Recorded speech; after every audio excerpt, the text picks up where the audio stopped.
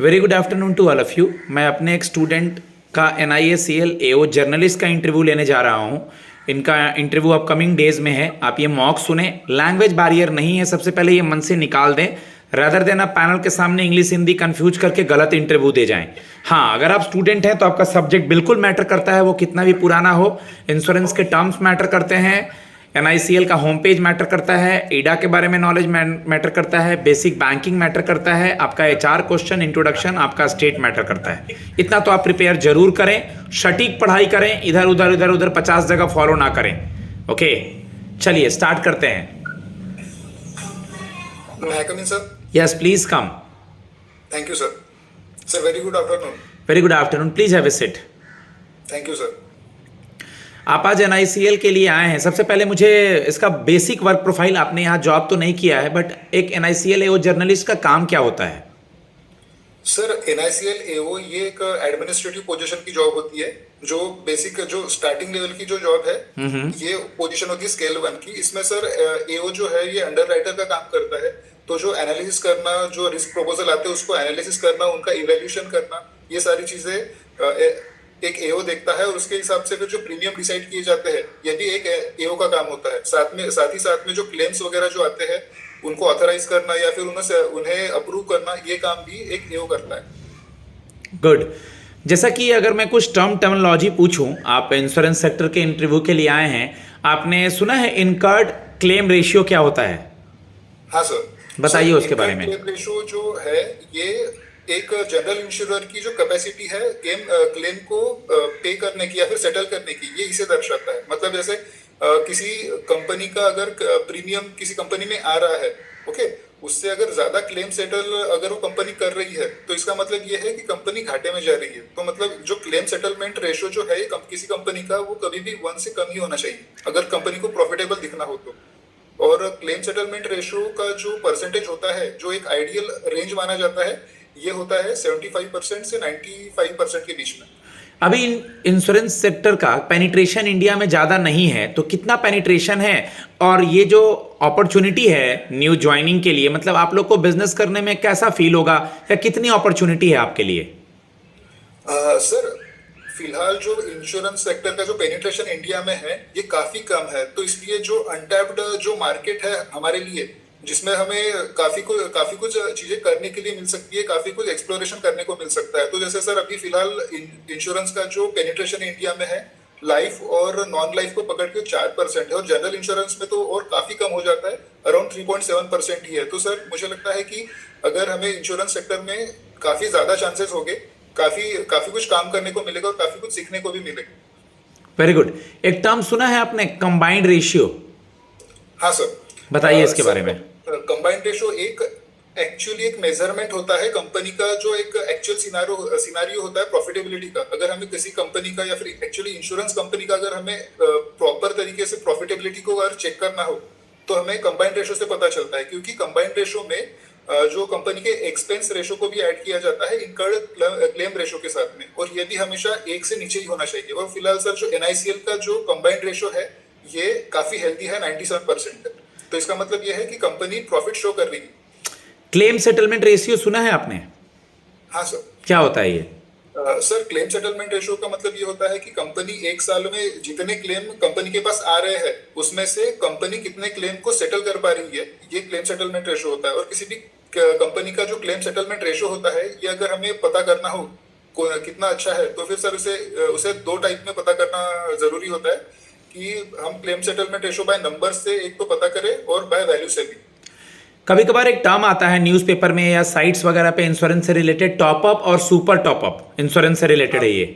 हाँ सर। सुना है ये? हाँ सर। सर, टॉपअप और सुपर टॉपअप ये जो है ये हेल्थ इंश्योरेंस से रिलेटेड होता है। जैसे हमारा जो बेसिक प्लान होता है हेल्थ इंश्योरेंस का, जैसे 5 लाख का है, तो अगर हमें 5 लाख का जो हमने प्लान कवर किया उसमें अगर कम वैल्यू मिलती होगी तो सर हमें टॉपअप या फिर सुपर टॉपअप भी हम अवेल कर सकते हैं, थोड़ा ज्यादा प्रीमियम देके। तो सर इसमें होता है जैसे टॉपअप और सुपर टॉपअप में वैसे सर बस एक डिडक्टिबल्स का फर्क होता है। जैसे टॉपअप में जितने बार जो पॉलिसी होल्डर है जितनी बार हॉस्पिटल में जितनी बार जाएगा उतनी बार उसे डिडक्टिबल्स भी पे करने पड़ेंगे। उसके बाद में इंश्योरेंस कंपनी जो है ये उनका क्लेम सेटलमेंट करती है। लेकिन सुपर टॉपअप में जो होता है वो बस एक ही बार डिडक्टिबल्स को पे करना पड़ता है, उसके बाद में हमेशा जो क्लेम है एक इंश्योरेंस कंपनी संभालती है। ओके, मैं आपसे ये जानना चाहता हूँ कि जैसे ये NICL एक ऑर्गेनाइजेशन है, ओके, तो आप हाँ सपोज हम आपको सेलेक्ट कर लेते हैं, तो आपका शॉर्ट टर्म गोल और लॉन्ग टर्म गोल क्या है इस ऑर्गेनाइजेशन में? सर मेरा शॉर्ट टर्म गोल ये होगा कि मैं जो जनरल इंश्योरेंस का बिजनेस है उसके बारे में जानूं, पढ़ूं और जितना नॉलेज गेन कर सकता हूं मैं उतना नॉलेज गेन करूं। उसके बाद में सर मेरा लॉन्ग टर्म गोल ये होगा कि मैं कंपनी में एक अच्छी पोजीशन पे पहुंचूं और कंपनी में को ज्यादा से ज्यादा कंट्रीब्यूट कर सकूं, जिससे ओके, कंपनी की ग्रोथ में कंपनी को फायदा हो। आप मुझे बता दीजिए, इंजीनियरिंग की आपको थोड़ा समय हो गया, अब तक आपकी जॉब क्यों नहीं लगी? इस गैप ईयर में आपने क्या किया, क्या रीजन रहा? सर इंजीनियरिंग के बाद में मैंने कॉम्पिटिटिव एग्जाम के लिए तैयारी की थी, लेकिन सर मैं सेल्फ स्टडी करता था और मुझे सर गाइडेंस तक प्रॉपरली मिल नहीं पाया था। तो सर जैसे कोविड के वक्त से जैसे जो एजुकेशन चैनल्स वगैरह जो ज्यादा बढ़ने लगे, तो सर मुझे उसके बाद में गाइडेंस वगैरह मिला, तो उसके बाद से सर मैं हमेशा एग्जाम क्रैक करते आया। और इसके पहले भी NICL के इंटरव्यू के पहले भी मैं कई बार इंटरव्यू में भी क्वालिफाई हो चुका हूँ। तो सर मुझे लगता है कि आगे में कि मैं कोई ना कोई एग्जाम में सिलेक्शन। इसके पहले आपने कौन कौन से इंटरव्यू दिए हैं अब तक? सर मैंने RRB PO, SBI PO, IBPS PO, NICL AO sir मतलब मैक्सिमम जो BFSI सेक्टर में जितने भी इंटरव्यू हो सकते हैं सर मैं सभी दे चुका हूँ। नहीं होने के क्या रीजन है अब तक? सर जो फाइनल कट ऑफ में जो कुछ मार्क्स से जो थोड़ा फर्क पड़ता है ना सर, तो इसकी वजह से सर फाइनल कट ऑफ में कुछ मार्क्स या 0.5 मार्क्स या फिर 1-2 मार्क्स से रह जाता हूँ सर। लास्ट ईयर आपके इंजीनियरिंग का क्या प्रैक्टिकल वगैरह किया था, कुछ याद है? कुछ प्रोजेक्ट वगैरह मैकेनिकल हाँ इंजीनियरिंग सर, में? हमने सोलर पावर से रेफ्रिजरेशन को पावर देने का जो एक प्रोजेक्ट था सर, वो किया था। इंजीनियरिंग का इंश्योरेंस सेक्टर से डायरेक्ट रिलेशन नहीं है, बट इसको इनडायरेक्टली कैसे कोरिलेट करेंगे? सर इंजीनियरिंग में सर मैंने काफी सारे चीजें सीखी है। जैसे किसी भी जो कंपोनेंट होते हैं उन्हें प्रॉपरली हमें एनालिसिस करना पड़ता था, उनमें उनका डिजाइन वगैरह देखना पड़ता था ताकि कोई मशीनरी काफी अच्छे से वर्क कर सके। तो सर इंश्योरेंस में भी हमें उसका रिस्क जो इवेल्युएट करना होता है, ओके, उसको एसेस करना होता है। तो सर मैं ये वाली स्किल्स इंश्योरेंस में भी यूज कर सकता हूँ। और सर बॉयलर इंश्योरेंस वगैरह जो मशीनरी के इक्विपमेंट्स वगैरह है उनका भी इंश्योरेंस जनरल इंश्योरेंस में खास करके करना ही होता है सर। तो मुझे लगता है कि इंश्योरेंस कहीं ना कहीं मतलब इंजीनियरिंग मुझे कहीं ना कहीं यहाँ पे हेल्प जरूर करेगी। थोड़ा स्लो बोलने की कोशिश करेंगे, ठीक है? Okay sir. ईडा क्या रोल अदा करती है इंश्योरेंस सेक्टर्स के लिए? सर इरडा जो है ये इंश्योरेंस सेक्टर का जो बिजनेस है, खास करके जनरल इंश्योरेंस और लाइफ इंश्योरेंस दोनों को भी उनका बिजनेस ग्रो करने में मदद करती है, और जो कस्टमर्स का सेटिस्फेक्शन हो, कस्टमर सेटिस्फेक्शन के लिए भी काम करती है, जिससे इंश्योरेंस का पेनिट्रेशन इंडिया में ग्रो कर सके। ठीक है, NIACL के बारे में कुछ बताएंगे? हाँ सर NICL का फॉर्मेशन 1919 में हुआ था, जिसे डोराबजी टाटा ने बनाया था 1999 में। उसके बाद में सर 1973 में नेशनलाइजेशन के बाद GIC रे के एज ए सब्सिडरी NICL काम करती थी। लेकिन बाद में सन 2000 के बाद में NICL को ऑटोनॉमी मिलती है, और सर लास्ट 50 ईयर्स से भी ज्यादा हो गए जिसमें जनरल इंश्योरेंस के बिजनेस में NICL टॉप कंपनी रही है अभी तक। और NICL का जो मार्केट शेयर है ये स्ट्रॉन्ग 12.78% अभी भी है, जिसमें सर हेल्थ इंश्योरेंस हो गया या फिर इंजीनियरिंग इसका इंश्योरेंस हो गया। एनुअल रिपोर्ट क्या है, कुछ आइडिया? सर प्रॉफिट वगैरह या कुछ? अभी 23-24 की जो एनुअल रिपोर्ट आई थी, ये 105वीं एनुअल रिपोर्ट थी NICL की, जिसमें सर उन्होंने सॉल्वेंसी रेशो बताया था। सॉल्वेंसी रेशो अभी NICL का 181% है, जो कि कंपनी की स्ट्रॉन्ग फाइनेंशियल पोजीशन को बताता है, और जो प्रॉफिट और कस्टमर सेटिस्फेक्शन को भी साथ में शो करता है। इसमें sir incurred claim ratio, combined ratio, company के जो मार्केट में ग्रोथ हो रही है, इन सारी चीजों के बारे में रिपोर्ट में बताया गया है। कोविड आने के बाद से आपने सुना होगा बहुत सारे इंश्योरेंस सेक्टर्स में ग्रोथ बढ़ा है, तो कोविड के बाद लोगों को कितना अवेयरनेस मिला है? और एक वर्ड था पेंडेमिक और एपिडेमिक, हाँ सर, इन दोनों में क्या डिफरेंस है? सर एपिडेमिक जो होता है ये किसी एक स्पेसिफिक जियोग्राफिकल एरिया में जो कोई डिसीजेस वगैरह फैलते हैं, तो वो किसी एक स्पेसिफिक जियोग्राफिकल एरिया तक के ही सीमित होता है। लेकिन जो पैंडेमिक होता है ये ग्लोबली फैलता है। तो सर जैसे कोविड था, ये पैंडेमिक था, वो ग्लोबली डिसीज जो ग्लोबली फैल गया था। और ओके, सर ओके सर। हाँ, और इंश्योरेंस सेक्टर पे क्या प्रभाव पड़ा है आफ्टर कोविड? सर कोविड के बाद में हेल्थ इंश्योरेंस जो है, हेल्थ इंश्योरेंस का बिजनेस काफी बूम किया है। मतलब इंडिया में हेल्थ इंश्योरेंस का जो सेक्टर है वो 20% से बिजनेस ग्रो किया है। और एनआईसीएल जो है ये काफी स्ट्रॉन्ग पोजीशन दर्शाता है।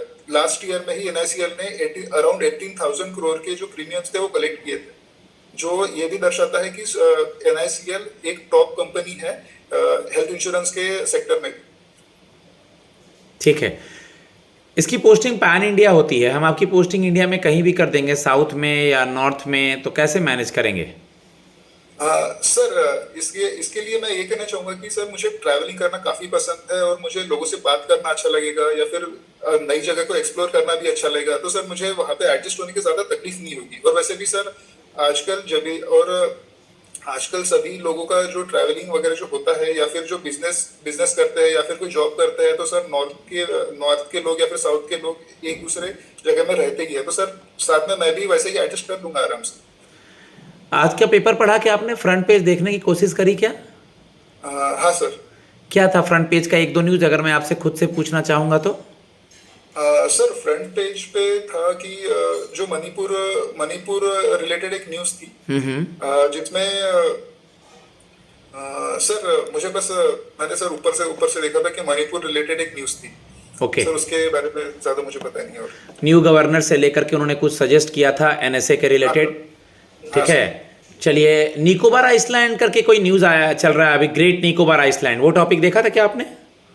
हाँ सर, उसके बारे में ये कहा गया था कि उसमें भी एक क्रूज टर्मिनल बना है और उसमें जो टूरिज्म सेक्टर है उसमें भी थोड़ा ग्रो करे। न्यूज़पेपर थोड़ा देखना है। और क्या न्यूज़ था फ्लाइट से रिलेटेड? कहीं फॉग से रिलेटेड फ्लाइट वगैरह सर्विसेज में कुछ इफेक्ट पड़ा है?